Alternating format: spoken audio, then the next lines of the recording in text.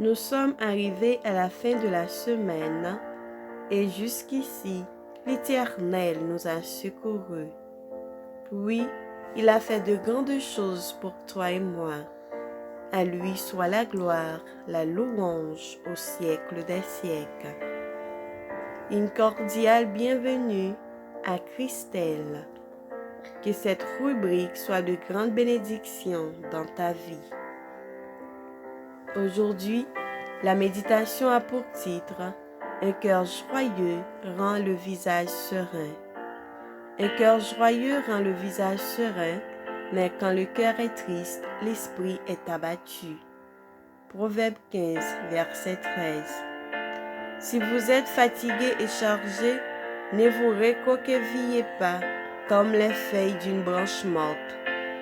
Une joie saine, une conscience pure constituent les remèdes les plus efficaces pour le rétablissement de la santé. Vous bénéficierez des efforts que vous faites pour être joyeux.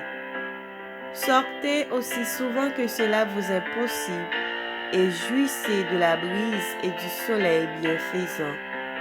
Que les chants des oiseaux et les beautés de la nature éveillent dans vos cœurs des sentiments pieux et reconnaissants et qu'ils vous amènent à adorer votre Créateur qui a pourvu à vos besoins et qui vous a entouré des innombrables gages de son amour et de ses soins constants.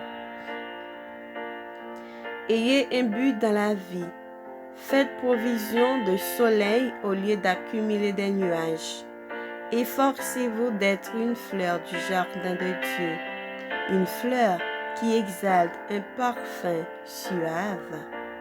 Agissez ainsi et vous n'écourterez pas votre vie, mais au contraire, vous abrégerez vos jours en vous répandant en plaintes amères.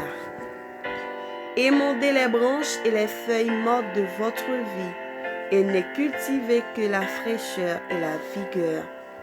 La joie du chrétien est causée par la constatation des grandes bénédictions dont il jouit en tant qu'enfant de Dieu.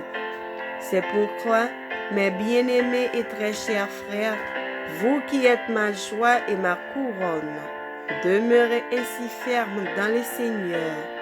La radieuse lumière de l'Esprit, l'âme, devenue un temple par l'assurance et la réconciliation avec Dieu, l'espoir d'une vie éternelle par le Christ, le plaisir d'être une bénédiction pour les autres sont des joies qui ne comportent nulle tristesse.